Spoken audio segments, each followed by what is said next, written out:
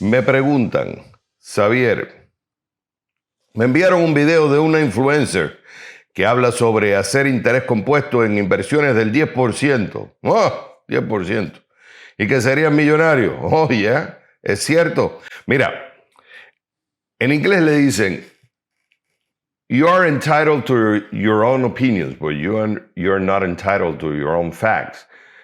Traduciéndolo, haciendo una traducción así rápida, es que tú tienes derecho a tus propias opiniones, pero no tienes derecho a tus propios hechos. Hay una diferencia entre lo que yo tenga acá versus lo que está fuera de uno. O sea, la realidad virtual, como decía Mario Bunge, el filósofo y físico, versus una realidad fáctica. O sea, la realidad fáctica es independiente de lo que tú pienses. Existe independientemente de tu pensamiento. Entonces, esto es muy importante saberlo porque hay muchas opiniones y es importante que existan opiniones porque ahí nos enriquecemos. Pero tenemos que pasarla por el filtro de los hechos. Porque independientemente de la intención de esa opinión, que puede ser buena o no, se puede construir el camino al infierno. Y en inversiones tenemos que ser muy cautelosos de las opiniones que escuchamos y hay que pasarla por el filtro de los hechos. Porque si nosotros tomamos decisiones basadas en eso, nos podemos equivocar. ¿Qué fue lo que pasó? Esto es me envían el video de un influencer, ella es una mujer, donde en casi 3 minutos se explica el tema del interés compuesto, de invertir, y habla de un 10% y da un ejemplo. Lo que voy a hacer es ponerles el video, no la voy a poner a ella. Primero, porque no quiero que nos enfoquemos en la persona, sino que nos enfoquemos en el argumento. Segundo, el video es originalmente en inglés, entonces habría que hacer los subtitles y es mucho más complicado. Entonces lo que hice fue traducirlo, poner una voz de mujer y básicamente escuchemos el argumento completo. Claro, traté de acortarlo un poco, pero la idea sigue siendo la misma. Entonces lo escuchamos y después yo voy a coger ciertos puntos que considero que son los más relevantes, lo que me voy a enfocar. No voy a coger todos los ángulos que se puedan tomar de esos 3 minutos, que son muchos, sino los más relevantes. Entonces lo que van a ver, y quiero que presten atención, es cuando estén escuchando el audio, van a ir saliendo unos stickers en amarillo con un número y un concepto. Esos son los conceptos que voy, digamos, a desmenuzar. Como un rompecabezas, voy a analizar uno por uno. Entonces, habiendo dicho eso, vamos a escucharlo. Si realmente quieres jubilarte como millonario y salir de la pobreza generacional, hay un concepto con el que debes familiarizarte, y es el interés compuesto. El interés compuesto es el concepto en el que no solo ganas intereses sobre tu inversión inicial, sino también sobre el interés que generó con el tiempo. Un pequeño ejemplo. Digamos, un inversor de $100 con un rendimiento de mercado promedio del 10%. Si esto fuera interés simple, solo estaría ganando $10 cada año. Si el interés generado solo se calcularía sobre mi inversión inicial de $100, pero con interés compuesto, el primer año ganaría $10, pero el segundo año el interés no se calcularía sobre los 100 iniciales, sino sobre los $110. Aunque $100 es poca suma, déjame darte un ejemplo más cercano a la realidad de un joven adulto generando un ingreso decente que usa el método de pagarse primero a sí mismo. Ben tiene 20 años y decide que quiere comenzar a invertir $500 al mes y le dice a su amigo Matt que debería hacer los mismos cálculos. Matt dice, tengo tiempo y quiero disfrutarme los 20. Pasan 10 años y Matt les dice, oye, creo que voy a empezar a invertir. Y le pregunta a Ben, ¿cómo te va? Creo que voy a parar ahora mismo y voy a dejar que ese dinero crezca y a ver a dónde me lleva. Matt le dice, seguro que te alcanzaré, porque voy a empezar a invertir $500 al mes durante los próximos 35 años. 35 años después, se reencuentran y comparan. Matt le dice, mi cuenta asciende a 1,7 millones, con solo $210,000 que puse de mi propio dinero. Matt le dice a Ben, tú no tendrás ese dinero porque invertiste solo durante 10 años. Ben le dice, wrong. Mi fondo tiene cerca de 3,1 millones, con solo 60,000 de eso siendo de mi propio dinero. Ahí es donde lo mejor que puedes hacer por ti mismo a los 20 es abrirte una cuenta de inversiones. Habla con tu banquero o corredor de bolsa y dile que deseas invertir en fondos mutuos y ETF. Todas las ganancias obtenidas en ese tipo de cuenta estarán libres de impuestos. Asegúrese de tener un pequeño fondo de emergencia, pero cualquier inversión adicional en tu futuro te lo agradecerá. Ok, vamos a ir por partes. Vamos a desmenuzarlo. Primero, el tema de la pobreza e interés compuesto. El interés compuesto no te va a sacar de la pobreza. Hay muchos factores que llevan a sacar a uno de la pobreza.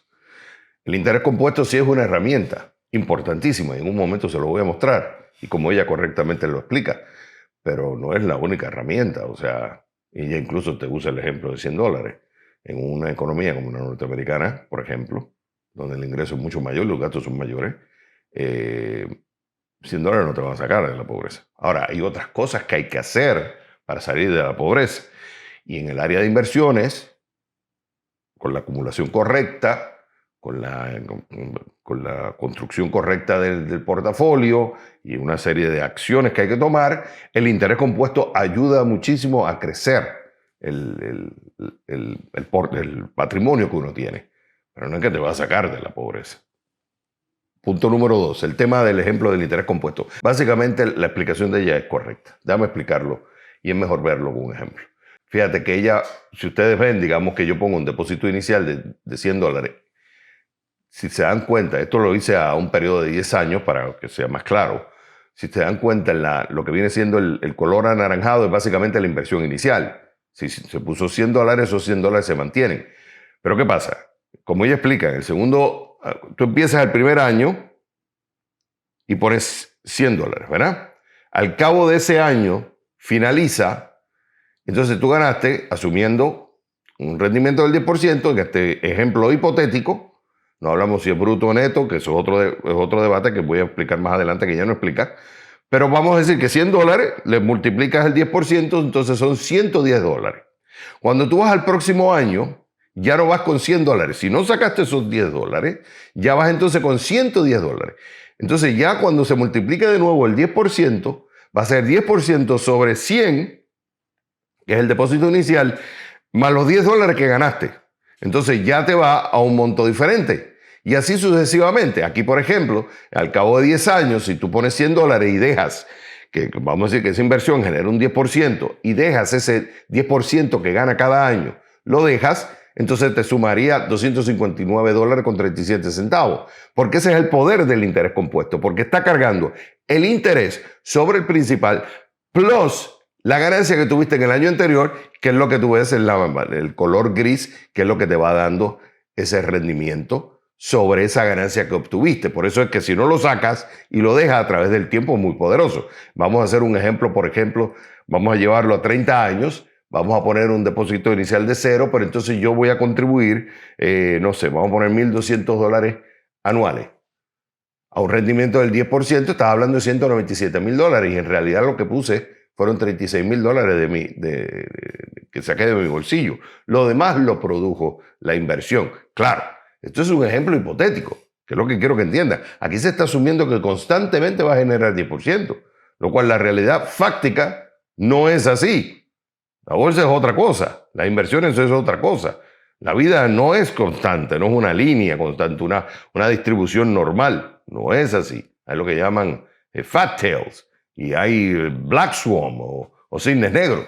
Pero bueno, en el caso hipotético, es claro, si en este ejemplo, ceteris paribus, tú dejas todo igual, pues claramente el interés por compuesto es muy poderoso. Vamos a decir que le pones $3,600 al año. Ya estás hablando de $592,000 asumiendo un rendimiento del 10%. Pero claro, si ya no le pones 10% y le pones 6%, ya estás hablando que la cantidad te cambia. Y eso me lleva al tercer punto. El caso de Ben versus Matt y los montos. Ella usa el ejemplo, vamos a concentrarnos en este primero, ¿ok? No veamos este. Este que está acá, no nos fijemos por un momento, porque es que voy a mostrar otra cosa que ella no explica. Digamos, en el ejemplo hipotético, ella usa un 10%, que es interesante. Ella no dice en el ejemplo de Matt y de Ben que usa el 10%. Pero cuando tú lo calculas, va cerca del 10%. Incluso los números que ella le da mucho más del 10%. Pero ya como viene con un ejemplo, pues vamos a asumir que se puede asumir, y no sería irracional asumir que ella está asumiendo un 10%. ¿Ok? Bueno, vamos a decir que es el 10%. Viene Ben y empieza de los 20 hasta los 30, hasta los 29 años, porque empieza acá, vamos a decir, está a comienzo de año. Entonces, los primeros 10 años, él pone $6,000 que van creciendo en interés compuesto, claro, porque no saca, deja el principal, lo sigue poniendo, y además ese principal va generando interés sobre interés, que es lo que ella habla del 10%, del interés compuesto. Ella utiliza el 10%, y entonces después Ben decide pararlo y deja que ese monto crezca solo al 10%. Matt dice, no, yo voy a empezar a los 30, pero como yo voy a poner 35 años, voy a estar 35 años poniendo $6,000 al año, que serían $500 al mes, pues entonces él asume que Matt va a tener más plata a la larga. Entonces, en este ejemplo hipotético, pues lógico, cuando tú sumas al cierre de los 64 años, que comenzara a los 65 años, pues entonces Ben tendría cerca de $2,9 millones utilizando el 10%. Ella dice que es 3,1 millones, por tanto asumo que el interés es mayor, o sea, el rendimiento que ella está utilizando, el porcentaje de rendimiento o de crecimiento que está usando es mayor. Y en el caso de Matt son cerca de $1,9 millones, que me da más de lo que ella pone en el ejemplo, que sería $1,7 millones. Entonces, aquí ya me lleva a pensar que en este ejemplo se usaron dos rendimientos diferentes. Pero en dado caso, cuando lo ves así, tú dices, perfecto, es verdad, Ben tendría más que Matt por el tema del interés compuesto y como empezó más temprano. Lo cual este ejemplo sí es importante rescatar, que es uno de los puntos que me imagino se trata de rescatar con este video, es que en la medida que empiece más temprano, es más poderoso el crecimiento del patrimonio. Y eso sí es una realidad. Entre más temprano tú empieces, mejor. Y eso sí hay que rescatarlo de acá. Ahora, esto es un ejemplo hipotético. Porque cuando tú analizas el caso del rendimiento y del 10%, que aquí esto me lleva al punto número 4. Cuando nosotros hablamos de rendimiento, tenemos que diferenciar entre rendimiento bruto y rendimiento neto. El rendimiento bruto, digamos, lo que te da la inversión, puede ser en un día, en un mes, en un año, en 10 años, en 20 o 30 años, es lo que te dio la inversión. Pero a eso hay que restarle costos indirectos y costos directos. Entonces son los costos directos de la inversión, de trabajar para esa inversión, porque tienes administradores, tienes gastos de venta, tienes gastos de mercadeo, tienes gastos de operación, que es lo que le llaman en inglés expenses ratio. Además, tienes que incluir la inflación y tienes que incluir los impuestos, porque de alguna forma vas a tener que pagar impuestos, sea a través de la inversión o sea a través del ingreso ordinario. Se considere como un ingreso ordinario, por tanto, puedes que tengas una ganancia de capital, tendrías que pagar impuestos, o pagues impuestos a través del ingreso ordinario, porque tú tienes que realizar esa ganancia de alguna forma u otra. Un poquito más complicado de lo que ella lo simplifica demasiado. Tú dices el 10%, ok. La realidad fáctica es que los promedios son muy engañosos. Por ejemplo, si tomamos nosotros el Standard Poor's 500 with dividends, esto sería equity, una representación de equity que representa un índice que representa cerca entre 70 al 80% del mercado accionario de los Estados Unidos. En ese periodo de 1929 hasta el 2022, el promedio, ¿ok? El promedio es engañoso. En otro video, voy a hacer otro video en otro momento para explicar por qué el promedio es engañoso. Pero bueno, te da 11,51%. Pero eso es antes de la inflación. Cuando tú le pones la inflación, es el 8,27%. Si tú tomas el Treasury Bill, mira de 3.32, déjame sacarlo para que lo podamos ver, de 3.32, va a 0.31%. Y así sucesivamente. O sea, lo que esto te muestra es que tú tienes que hacer un ajuste a ese rendimiento, lo tienes que poner después de la inflación. Y esto no incluye los costos operativos, los expenses que se incurren, administrativos, pagarle a los administradores, la operación, gastos de venta, mercadeo, etcétera, etcétera. No está incluido acá, ni tampoco está incluido los impuestos. Entonces esto me lleva de nuevo al ejemplo. Por eso es que ahora quiero que nos concentremos acá. Vamos a asumir, simplificándolo todo, vamos a utilizar el rendimiento de equity desde 1922 hasta el 2022. Un promedio que es engañoso, pero para simplificarlo, ya no usemos el 10%, usemos el 8.27%, 8,27%, 8.27%. Y estoy asumiendo que la inversión va en un 100% en equity, lo cual eso es otro debate. Porque puede ser muy riesgoso, el 100% en equity. ¿Qué pasa con la diversificación? ¿Qué pasa con manejar la volatilidad de los diferentes instrumentos? ¿Por qué no poner diferentes instrumentos en el portafolio? Bueno, en dado caso, fíjate que el monto ya cambia. Ya estamos hablando que los montos son mucho más bajos. Casi 1,5 millones de dólares en el caso de Ben. Y fíjate, Matt es 1,2 millones de dólares. Versus lo que estaba acá con el 10%. Claro, si entre más alto yo use el rendimiento, me va a dar mayor el número. Claro, pero esto es un ejemplo y el papel aguanta todo, pero en la realidad es otra. Y aquí estoy asumiendo que el 8.27 va a ser el mismo todo el tiempo, lo cual la realidad es otra. Y fíjate, ¿qué pasa? Vamos a complicar el escenario. ¿Qué pasa si Matt empieza tarde, pero ¿qué pasa si Matt utiliza un portafolio, invierte en un portafolio mejor que el que invierte Ben?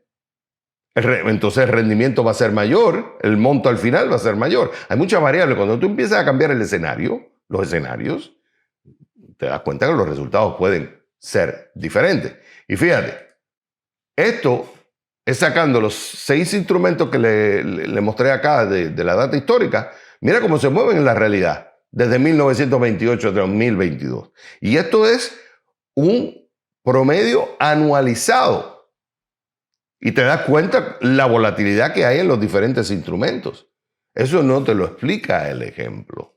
Entonces, cuando nosotros hacemos este tipo de ejemplo, tenemos que entender que se están simplificando muchas cosas que chocan con la realidad fáctica. Mira la volatilidad de los diferentes instrumentos. Mira cómo estás hablando, por ejemplo, en el Standard Poor's 500. Claro, te puede dar un máximo en ese periodo de un máximo de 50.70%. Pero te puede dar un negativo de casi 30%. Y entonces, acá estamos anualizando una data histórica que no necesariamente va a suceder en el futuro. Lo que pasó en el pasado pasó, porque nosotros no sabemos lo que pasa en el futuro. Y eso es una realidad fáctica. We don't know. Entonces, utilizamos el pasado como un espejo para poder al menos tener una noción. Pero no podemos asumir que va a ser así en el futuro. Hay otra cosa acá. Ella asume el 10%, lo cual ya te mostré que históricamente no ha sido así. Pero además, ¿qué pasa si tú entras en un periodo, vamos a decir un Ben y un Matt, entra en un periodo de crisis en la bolsa? No sé, cuando se cayó el dot-com bubble, o entra en el 2007 cuando la bolsa va a explotar con el tema de la crisis hipotecaria, o entra en la bolsa un poco antes de cuando se anuncia lo del COVID. O sea, también cuando entras en la bolsa y cuando sales de la bolsa. Cuando digo la bolsa, entendamos el mercado donde se venden, se comercializan instrumentos financieros. Entonces también eso va a afectar. Y cuando ves esta data histórica hay que cortarla también por esos periodos de subidas y bajadas, porque la bolsa sube y baja. Eso tampoco te lo explica cuando habla del 10%. Por eso es muy importante que nosotros cuando escuchamos estos rendimientos entendamos que son una simplificación con el fin de explicar algo, pero no te dan todos los detalles, no te dan la letra pequeña. Y esto entonces me lleva al punto número 5. Bueno, ¿qué ETF o fondo mutuo? Ella dice, y voy citando, dice, así que habla con tu banquero o corredor de bolsa y dile que deseas invertir en fondos mutuos o ETF. Ok, Vamos con la data. ¿Qué ETF? ¿Qué fondo mutuo? Mira, según el New York Stock Exchange ARCA Report, este lo saqué el tercer cuarto del 2022, ahí es donde se comercializan los ETF en el New York Stock Exchange. Ellos hablan que hay 3.030 ETF comercializándose en el mercado de los Estados Unidos, que es un total de assets under management de casi 6 billones de dólares, 6 trillion dollars en inglés. Y te los vas a encontrar en diferentes clases. Fixed income, que sería renta fija. Equity, que serían acciones. Alternativos, que ahí entran commodity, lo que fuera, y por asset allocation. Entonces yo pregunto, ¿cuál de los 3.030 van a dar ese 10%? Ella no te dice que explícitamente vete y busca que todos los ETF van a darte el 10%, pero implícitamente lo deja. Porque empieza con el ejemplo al principio del 10%, después te dice, mira, como Ben y Matt, la diferencia de tener una inversión, y después vete a buscar un corredor de bolsa o un banquero y busca, como dice, y dile que deseas invertir en fondos mutuos ETF. Implícitamente te está llevando a pensar de que cualquier ETF y cualquier fondo mutuo te va a producir un 10%. ¿Sabes cuánto hay fondos mutuos en los Estados Unidos según estatística.com? 7.393 fondos mutuos. ¿Qué fondo mutuo? Cada uno es diferente y no todos te van a producir, y según estudios, la mayoría no son consistentes en su producción. Entonces, no te explica tampoco la cantidad de instrumentos que hay. Y bueno, yo voy entonces a ETF y digo, dame ese porque todos producen el 10%. O dame cualquier fondo mutuo que tengas ahí, no importa, porque todos producen el 10%. Es misleading. Es misleading, una supra simplificación de la realidad. Claro, por eso yo les decía al principio, una cosa es la realidad virtual, que todos tenemos derecho a tenerla, a nuestras propias opiniones, pero no estamos entitled to our own facts. No tenemos derecho a nuestros propios hechos. Entonces, eso no lo dice tampoco. Y esto entonces me lleva y la realidad es que todos son diferentes. Va a depender de qué tipo de instrumento está dentro de ese fondo mutuo, por área geográfica y el ETF. Es verdad que los costos en ETF tienden a ser menores que los de fondo mutuo, que eso es otra cosa. Te vas a encontrar fondos mutuos donde el costo puede ser bien alto. Y no todos los ETF se comportan igual. Y no todos los ETF tienen los mismos costos. Y no todos los ETF producen rendimientos como el 10%. Y lo mismo pasa con los fondos mutuos. No es así. Y esto me lleva entonces al punto número 6, donde ella habla de que dice, todas las ganancias obtenidas en este tipo de cuentas estarán libres de impuestos. ¿Qué cuentas? ¿Y cómo que libre de impuestos? Sea un ETF o un fondo mutuo, tú estás expuesto a pagar impuestos a corto o a largo plazo. No tan solo por la inversión, sino también la realización de una ganancia. Si tú realizas una ganancia, se puede considerar a corto plazo, lo cual reportaría como ingreso ordinario y puedes estar pagando hasta un 40%, dependiendo del ingreso de la persona, claro, de la familia. Y si es una ganancia a largo plazo, puedes estar pagando más del 20%. Y eso va a depender del tipo de inversión. Si son acciones, si son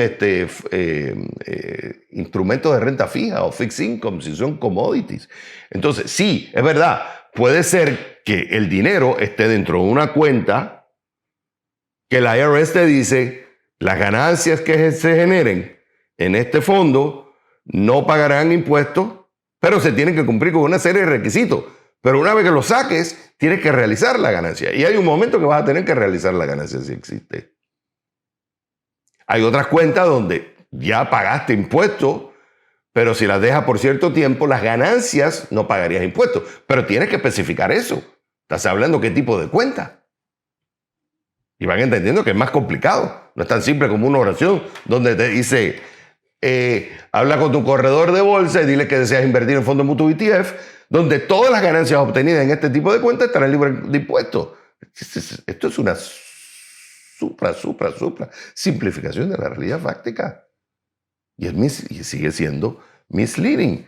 Entonces, puede que pagues impuestos, puede que pagues muchos impuestos, puede que en un periodo determinado no pagues impuestos, puede ser que no pagues impuestos ahora, pero pagues después. Pero decir que las cuentas como ETF o fondo mutuo no pagarás impuestos es misleading. Y esto me lleva entonces al otro punto, que es el punto que ella dice, asegúrate de tener un pequeño fondo de emergencia. Pequeño fondo de emergencia. ¿Cuánto es pequeño? ¿Un mes, te refieres? ¿Una semana? 6 meses, 1 año, 2 años, ¿cuánto? Porque pequeño, me estás diciendo que tiene que tener un poquito.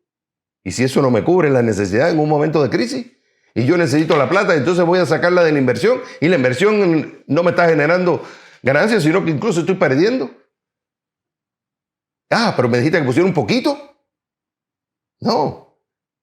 Primero que podría mejor haber dicho, asegura de tener tu reserva de emergencia correcta, de tener el control de las deudas, de tener tu portafolio de seguro, antes de pensar en invertir. Y además, cuando vayas a invertir, piensa en hacer un portafolio de inversiones, un plan de inversiones, donde cubras todas las necesidades, que esa inversión vaya de acuerdo a tus objetivos, a tu tolerancia a riesgo, etcétera, etcétera, etcétera. Podría haber dicho eso, entonces más acorde con la realidad. Pero decir, bueno, tengo una pequeña reserva de emergencia, es misleading y no cubre todas las realidades, que hay que tener unas bases antes de empezar a invertir. En conclusión, mira, cuando yo veo este video, les voy a hablar de mi experiencia.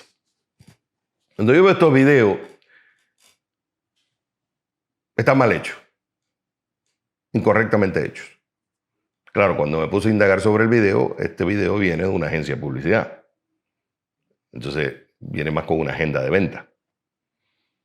Estoy de acuerdo que tenemos que simplificar las cosas para hacerlas accesibles, para que la comunicación sea más entretenida, más catchy para la gente, pero no podemos ser simplistas. Entonces, a veces tratamos de hacer cosas cortas con el fin de agarrar a la gente. Y yo entiendo que este tipo de videos más es un tema de publicidad, para poder lograr la atención de la gente, como logró la atención de esta persona que me mandó el video. Y lo entiendo, pero simplifican demasiado. Entonces, lo que nosotros tenemos que ver estos videos y decir, ok, entretenido, chao. Ahora, si quiero saber más de lo que está diciendo, tengo que irme a buscar lo que son los hechos. No mis hechos, no mis opiniones, cuáles son los hechos. Y te vas a dar cuenta que vas a necesitar más de 3 minutos para explicar todo esto. Fíjate, yo mismo me he tomado acá muchos minutos y no estoy explicando todos los detalles, solamente estoy poniendo unas notas al calce en eso que se dijo en 3 minutos. Y hay mucho más para explicar. Y hay mucho más para analizar y cuestionar. Claro, no lo puedes decir en 3 minutos. Pero el que escribe el script tiene que tomar en cuenta todo eso. Entonces, el que escribió el script no tomó el tiempo de explicar, al menos dejar una nota al calce, como decir, en vez de decir, tengo una pequeña reserva de emergencia. No. Ten una reserva de emergencia que vaya acorde a tus necesidades. Claro, pero decir eso ya consumo minutos. Y yo que he estado en los medios, a veces sacrificamos contenido por rapidez, por ganar ojos, por ganar clics, pero desinformamos. Y eso lo hace mucho en los medios, y la gente que está en los medios lo hace así, porque lo que quiere es ganar tu atención, pero en realidad te están misleading, no te están dando el contenido necesario para ayudarte a ti a tomar una mejor decisión. Lo que quieres es que hagas un clic y vayas y compres. Está bien, necesitamos invertir, no de ahora para ahora. Necesitamos, entre más temprano empiece, mejor. El interés compuesto es importante, yes, pero tenemos que hacerlo bien. Tenemos que hacerlo con coherencia. No que me obligues, que me toques un botón emocional y que ya me tire del barranco. ¿Quién me va a responder a mí después si me tiré del barranco y perdí la plata? Como estos anuncios, publicidad que se ven por ahí, hazte millonario en un día. Recuerdo una vez que me querían hacer una publicidad de mi curso de Saber Servir clase magistral. Y lo que me recomendaban los famosos expertos en mercadeo es que los videos que tenía que hacer era que te vas a ser millonario, que tenía que usar la palabra millonario, que constantemente había que decir que te vas a hacer millonario. Tocar las emociones. Pero entonces ahí viene la responsabilidad de nosotros como consumidores. Es importante que tengamos una sociedad donde existan las opiniones. Yes. Yo aplaudo que este influencer haga las opiniones. Bueno, los publicistas. ¿Por qué? Por a lo mejor una agenda detrás de unos auspiciantes. Perfecto, todo eso tiene que existir. Y que exista la información y que navegue la información libre. Es responsabilidad de nosotros de filtrar la información. No queremos que otros nos la filtren, porque a veces utilizan ese poder con agendas propias. Por eso nosotros nos tenemos que empower, nos tenemos que empoderar con conocimiento para poder diferenciar una cosa de la otra y no tenerle miedo a escuchar estas opiniones. Como la de la influencer y decir, oh, mira, esto sí es correcto, pero esto no es correcto.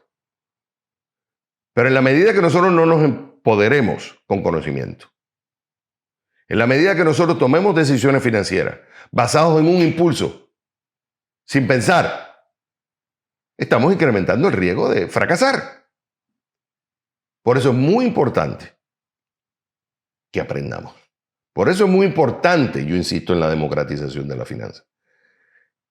Porque de la misma forma que yo adquirí conocimiento, sea escuchando a otros, entendiendo a otros, aprendiendo su lenguaje y a través de prueba y error,